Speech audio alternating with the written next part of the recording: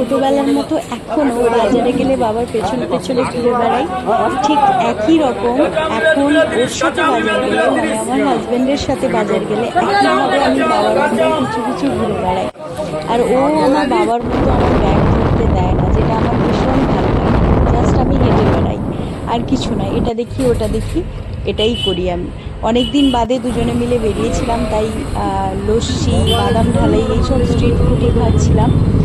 এগুলোতেই মজা আছে, এগুলোতেই অনেক মজা হয়। তো অনেক দিন বাদে বেরিয়েছিলাম, তাই দুজনেরই ভীষণ ভালো লাগছিল। কারণ ও তো বেশি দিন বাড়িতে থাকে না, সেজন্যই আমাদের খুব বেশি ঘোরাটা হয় না। তো একটা আবদার করেছিলাম ওকে যে কাজু বাদাম গাছে বাদাম তুলবো। আমি জানি অনেকেই জানো কাজু বাদামের একটা বাদাম থাকে, হ্যাঁ আমি অনেক ছোটবেলায় দেখেছিলাম এদের এখানে এই গাছগুলো আছে। তো সেটা তুলবো বলে আমি আবদার করেছিলাম, তার জন্য এই মন্দিরের পাশে ও দাঁড়িয়েছিল তোলার জন্য, তাই মন্দিরের ক্লিপটা নিয়েছিলাম। আর এই যে দেখছো বার্থডে সেলিব্রেশন, এটা হচ্ছে রায়ার বার্থডে।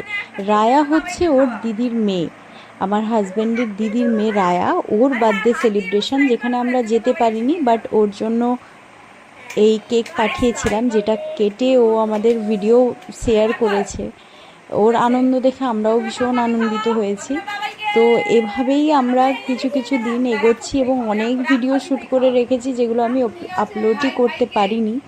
আর এখন তো দেখছি ইউটিউবে আমার, আগে দেখতাম 1 মিনিটের ভিডিও, আর এখন দেখছি 3 মিনিটের ভিডিও পোস্ট করতে হচ্ছে, মানে ওই স্পেসটা রয়েছে। তো সেজন্য ভিডিওটা অনেকটা লেন্দি হয়ে যাচ্ছে। যাই হোক, thank you so much for watching. যারাই আমার ভিডিও দেখছো অনেক অনেক থ্যাংক ইউ, আর সাপোর্ট করার জন্য ভীষণ ধন্যবাদ। দেখা হচ্ছে নেক্সট ভিডিওতে। টাটা। আগে সবাইকে একটু খাইয়ে দে। হ্যাঁ,